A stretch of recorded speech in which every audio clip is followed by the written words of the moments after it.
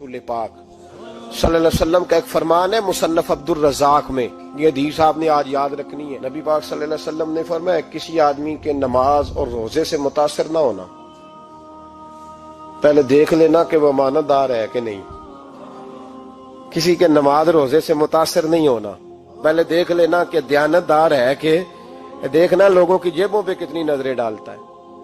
फरमाया बहुत सारे नमाज रोजे वाले धोखेबाजी करते हैं, दयानती न करें, अपने ओहदे का पास रखें, अपने मनसब का ख्याल रखें। ओहदे जिस जगह आप मौजूद हैं आपकी जिम्मेदारी है। मेरे रसूल पाक सल्लल्लाहु अलैहि वसल्लम ने फरमाया हर बंदा तुम में से निगरान है और जो उसकी रियाया है उसके बारे में उसने जवाब देना है। कभी भी बददयानती ना करें। हम लोगों का पहले एतमाद हासिल करते हैं, फिर उस एतमाद को ठेस पहुंचाते हैं। उसका नुकसान पता क्या होता है? दुनिया में सबसे कमजोर शख्स वो होता है जिस पर कोई एतबार नहीं करता। जिसका एतमाद जाया हो जाए वो आदमी बिखर जाता है। कभी भी धोखाधड़ी की पॉलिसी ना बनाए। हम लोगों से मुफादात लेने के लिए अपने रवैये मीठे करते हैं और जब काम निकल जाता है फिर हमारे रवैये बदल जाते हैं। ये धोखा है, ये बददयानती है। इसको अल्लाह रसूल ने पसंद नहीं किया। मेरे नबी पाक अलैहिस्सलाम ने फरमाया जिसमें तीन बातें पाई जाए वो तो मुनाफिक है। अगरचे उलमा कहते हैं यहाँ मुनाफिक इत्कादी मुराद नहीं, मुनाफिक अमली मुराद है, लेकिन हुजूर ने फरमाया मुनाफिक है। या रसूलल्लाह कौन? फरमाया वो बंदा जब बात करे तो झूठ बोले, जब वादा करे तो मुखालफत करे, जब अमानत रखी जाए तो बददयानती करे। ये तो बंदा मुनाफिक है। हजरत अबू नूर अलैहिर्रहमान ने लिखा है, फरमाते हैं महमूद गजनवी का दौर था तो एक आदमी महमूद गजनवी के पास ना अपना केस लेके आया, मुद्दई बन के आया। उसने कहा बादशाह मेरा केस बड़ा निराला है। बादशाह सलामत ने कहा वो किस तरह? कहने लगा ये मेरे पास एक थैली है, मैं ना सफर पे जाने लगा तो ये थैली पूरी हीरों की भरी हुई। फलां इलाके के जो काजी साहब है ना, मैं जाती दफा मैं कहीं सफर पे जा रहा था तो मैं उनके पास छोड़ गया कि रास्ता लंबा है, कहीं कोई मुझसे छीन ना ले, हीरों की भरी हुई थी। कुछ दिनों के बाद मैं वापस आया हूं, काजी साहब ने मुझे थैली वापस की है तो इसमें हीरों की बजाय खोटे सिक्के निकले। अब मैंने काजी साहब से कहा है तो काजी साहब तो मेरे गिरेबान तक आते हैं, वो कहते हैं बता कहीं से फटी है, खुली है? वो जिस तरह टांके लगा के तूने सी थी उसी तरह लगे हुए हैं कि नहीं? तो हुजूर लगे भी बिल्कुल उसी तरह है, ना फटी है ना खुली है। अब मैं लुट गया हूं, मेरी कुल उम्र की कमाई जाया हो गई, खोटे सिक्के कहां और हीरे कहां? तो मेहरबानी करें और आप की बारगाह में अल्लाह रसूल के नाम पर हलफ देता हूं कि मैं हूं बिल्कुल सच्चा। महमूद गजनवी कहने लगे तू जा, थैली छोड़ जा और जब मैं तुझे बुलाऊंगा फिर दोबारा आना। वो शख्स चला गया। महमूद गजनवी उठे, दरबार बर्खास्त किया, लोगों से कहने लगे चले जाओ, मैं 3 दिन के लिए सैर करने जा रहा हूं, 3 दिन के बाद लौटूंगा। अकेले जब रह गए ना महमूद दरबार में तो महबूब ने छुरी मंगाई। वो जिस तख्त पे बैठते थे वहां गद्दा बिछा हुआ था, ये गद्दा पड़ा है ना, वो गद्दा बिछा हुआ। तो महमूद ने छुरी के साथ उसको फाड़ डाला और छुरी जेब में रखी, निकल गए। कहने लगे मेरे बाद कोई मेरे दरबार वाले इहाते में दाखिल ना हो। महमूद चले गए। अब वो सफाई करने वाला जब आया ना, उसने आके देखा तो गद्दा तो फटा हुआ है।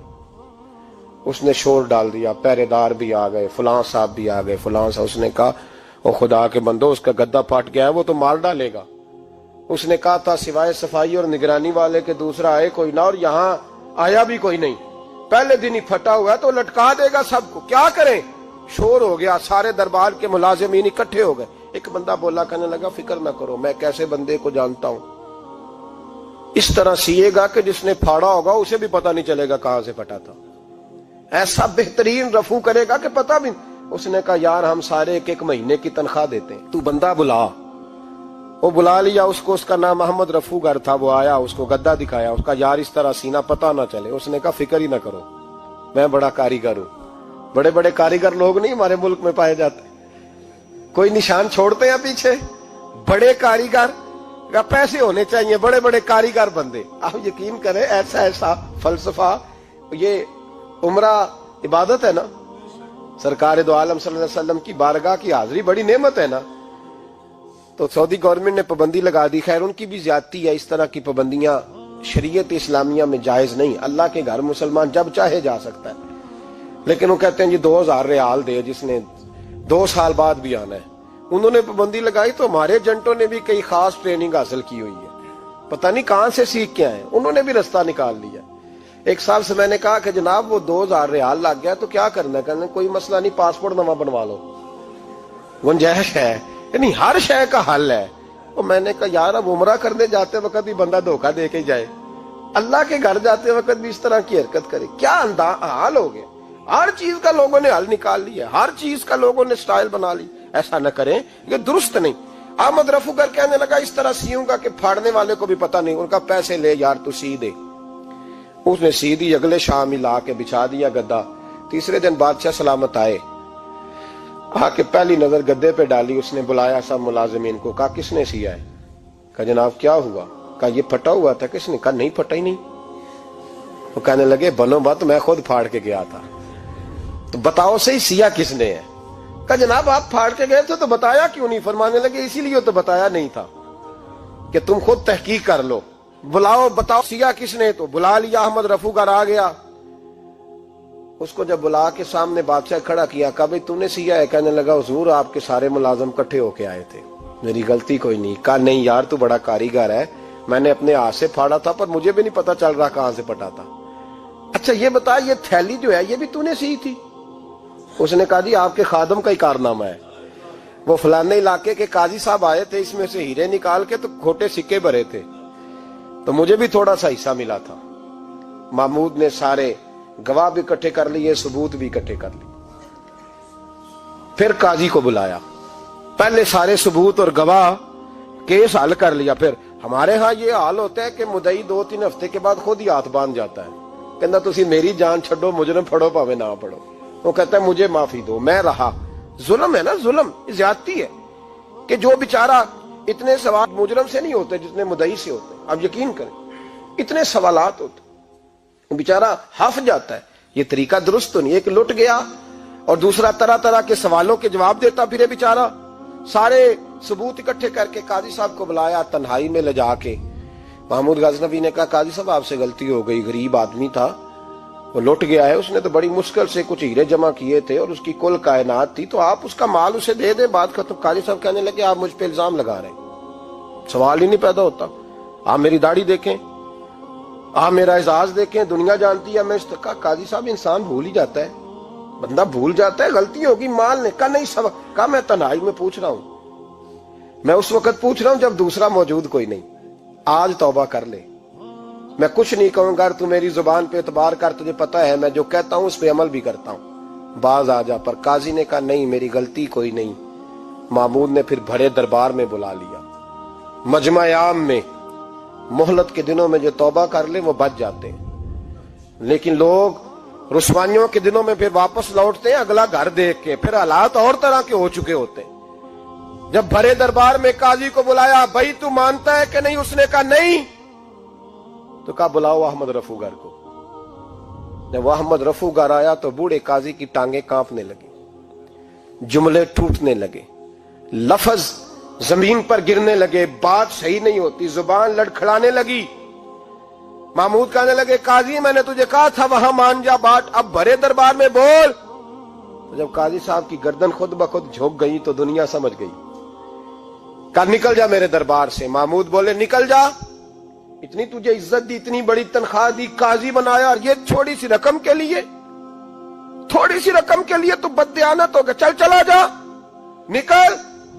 قاضی دربار سے نکلا تو لوگ لعنتیں برسانے لگے۔ کل جو دکانیں چھوڑ کے سلوٹ کرنے آتے تھے وہ کہنے لگے اس کی عمر دیکھو، اس کے کام دیکھو، دیکھو اس نے کیا کیا۔ گھر گیا، بچے جن کے لیے پاپ کمایا تھا، جنہاں لی تو پاپ کمائے ہن کتھے نہیں ہو تیرے کر دے۔ وہ بچے کہنے لگے ابا جی ہم تو سکول مدرسہ جانے کے قابل نہیں رہے، امید تھی کہ بیوی ساتھ دے گی۔ وہ کہنے لگی میں میکے کیسے جاؤں گی، گلی کی عورتیں طرح طرح کی باتیں بناتی ہیں۔ اور بھائی کامیابیوں کے بڑے سربراہ ہوتے ہیں، کوئی کامیاب ہو جائے تو سارے کہتے ہیں میری سپورٹ سے ہوا ہے، ناکامیاں ہمیشہ یتیم ہوتی ہیں، ناکامیوں کا کوئی سربراہ نہیں ہوتا۔ جب تک تو قاضی تھا تو بڑے بات تھی، ہر بندہ کہتا تھا رشتہ دار ہے، رسوائی ہو گئی تو وہ تیری آنکھ ہو یا سنگ ملامت کی چبھن، کون پہنچا ہے میرے درد کی گہرائی تک، دور شہرت میں تو یاروں نے کیا یاد بہت، ساتھ آیا نہ کوئی کوچے رسوائی تک۔ اور میاں صاحب کہنے لگے ساری عمر ہی آٹا گد ہے، میں لکھاں کیتے نہیں پیڑے، اب وقت آیا ہی تے محمد بخشا کوئی نہیں ہوں بیٹھا نیڑے، حالات ہی بدل گئے۔ قاضی خاموشی سے اندر چلا گیا، اپنی رسوائی سمیٹ کے بستر پہ لیٹا، نہ روٹی کی بھوک لگی، نہ پانی کی پیاس لگی، نہ نیند آئی، ساری رات تڑپتا رہا۔ سویرے گھر والوں نے دروازہ کھولا تو روح پرواز کر گئی تھی، دنیا چھوڑ گیا۔ حضرت ابو نور علیہ رحمہ بولے، فرمانے لگے یاد رکھو کبھی بددیانتی نہ کرنا، کبھی۔ یہ تو محمود غزنوی کی عدالت تھی، قیامت میں رب کریم کی عدالت لگے گی۔ اور فرمایا وہاں تو گواہی دینے والا احمد رفو گر تھا، قیامت میں تو تمہارے اپنے ہاتھ پیر گواہیاں دیں گے، ہمارا اپنا وجود گواہی دے گا۔ اور فرمایا یہاں تو لانتے دنیا دار برساتے تھے، وہاں فرشتے ہوں گے۔ اور قاضی کو تو موت آ گئی تھی، قیامت میں تو دوبارہ موت بھی کوئی نہیں آئے گی، وہاں تو رہنا ہے اور سہنا ہے۔ بددیانتی معاشرے میں، اتنی بددیانتی ہر جگہ۔ اس معاشرے کا بھی کچھ بنے گا جہاں دوائی بھی خالص نہ ملے، جہاں دوائی میں بھی بددیانتی ہو۔ لوگ اپنے بچے کو آکسفورڈ یونیورسٹی میں پڑھانے کے لیے غریبوں کے بچوں کے رگوں میں جو دوائی اتارے وہ بھی 2 نمبر۔ اتنا بڑا بھی کوئی بددیانت معاشرہ ہوتا ہے کہ لوگ یہاں تک دھندا کریں، یہاں تک کہ لوگ لوگوں کی زندگیوں سے کھیل جائیں اور ہمیں احساس تک نہ ہو کہ کوئی مر جائے گا، کوئی ڈوب جائے گا، کیا بنے گا۔ اور جس نے وہ اپنی رجسٹر کی دوائی کی، اس نے 2-4 لاکھ روپیہ لیا اور اس نے یہ نہیں سوچا کتنے انسان میری وجہ سے مریں گے۔ قتل صرف یہ تو نہیں ہوتا گولی مار کے مار دینا، لوگوں کی زندگیوں سے لوگ کھیل جاتے ہیں، لوگ تباہی کر جاتے ہیں، لیکن بددیانتی سے باز نہیں آتے۔ میرے رسول پاک علیہ السلام کے غلاموں، نبی پاک صلی اللہ علیہ وسلم نے ذرا سی بددیانتی، اور صحابہ کا یہ مزاج تھا، اتنی سی بھی کبھی ان سے غلطی ہوتی تو تڑپ